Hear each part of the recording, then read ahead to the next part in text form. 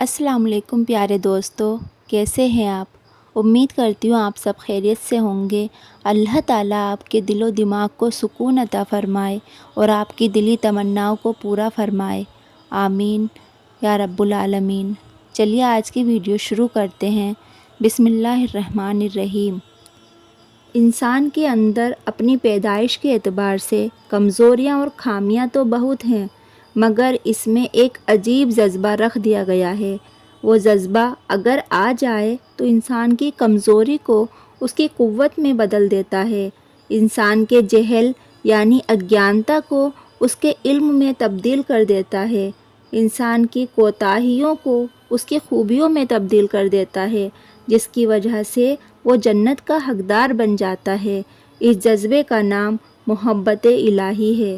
یہ محبت الہی یعنی اللہ کی محبت کا جذبہ انسان کے لیے ایسا ہے جیسے کسی پودے کے لیے پانی ہوتا ہے۔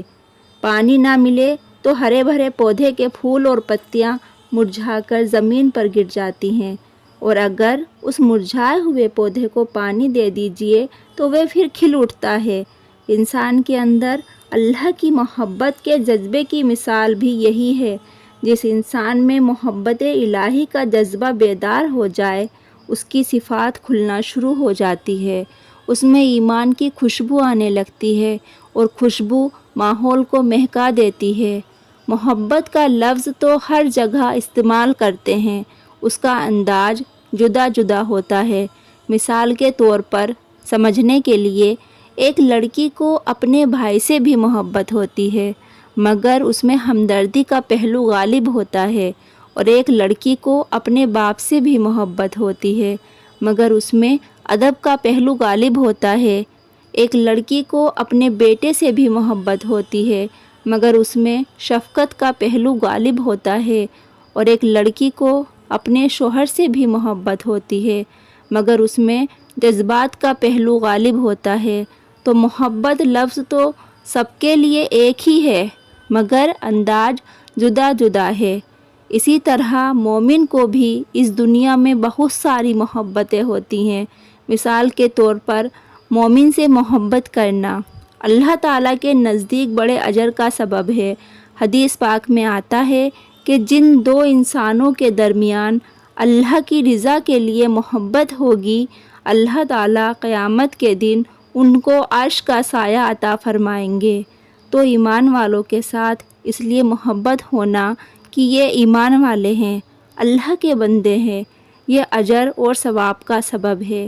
اسی طرح ماں باپ کے ساتھ محبت کا ہونا یہ ایک فطرتی عمل ہے، اور اس پر اللہ تعالیٰ کی طرف سے اجر و ثواب ملتا ہے۔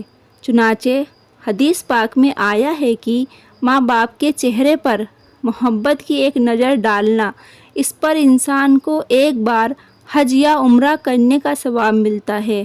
اپنے استاد کے ساتھ یا دین کے عالم کے ساتھ محبت کا ہونا یہ بھی اجر کا سبب ہے۔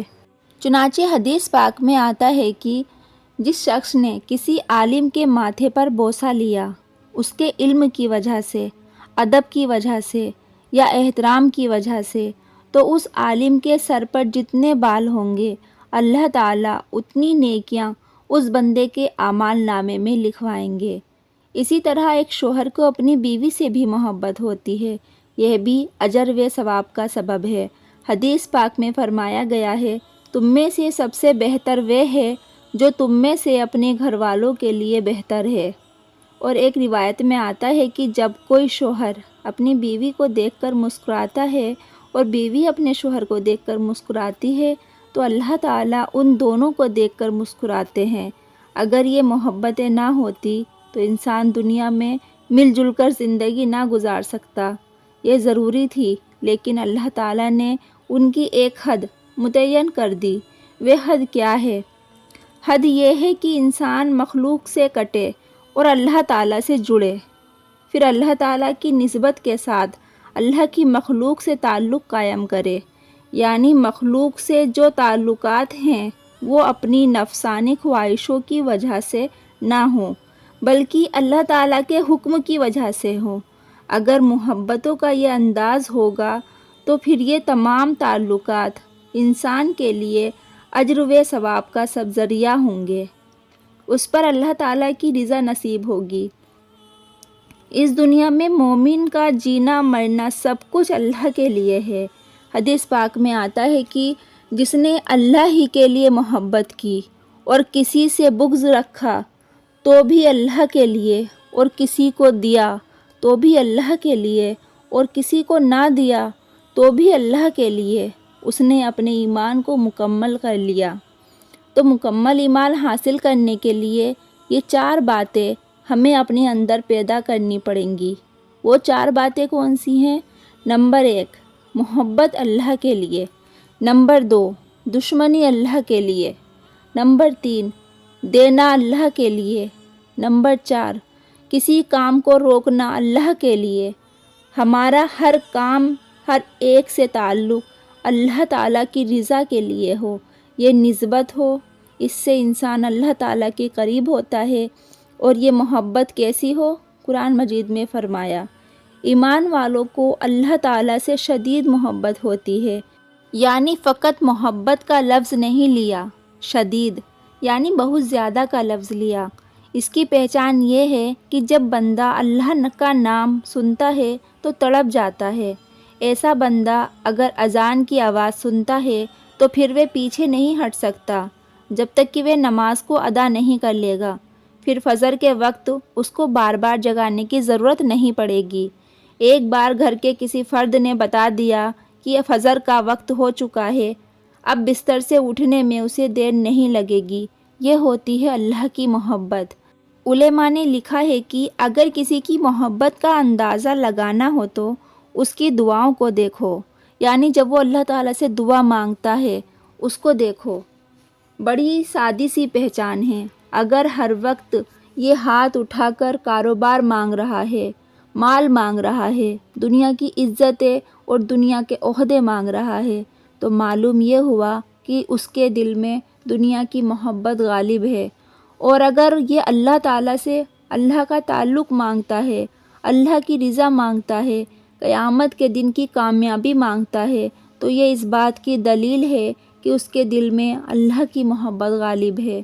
ایک علماء کی بات ہے کہ ایک دنیا میں انسان اپنی پریشانی اس کو بتاتا ہے جو سب سے زیادہ قریب ہوتا ہے، جس کو یہ سمجھتا ہے کہ یہ میرے بہت قریب ہے، اپنے دل کی پریشانی اسی کو بتاتا ہے۔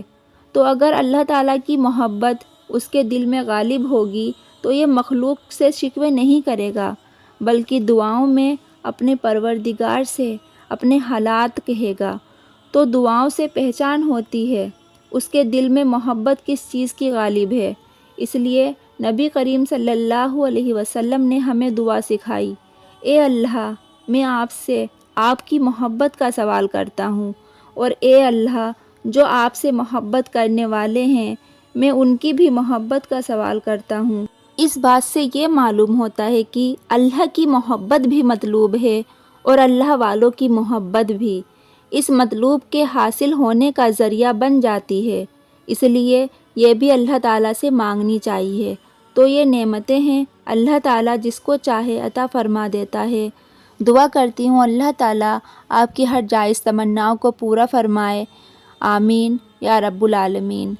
ویڈیو اچھی لگی ہو تو پلیز لائک کر دیجیے گا اور ہمارے چینل کو سبسکرائب کر لیجیے گا۔ ملتے ہیں نیکسٹ ویڈیو میں، تب تک کے لیے اللہ حافظ۔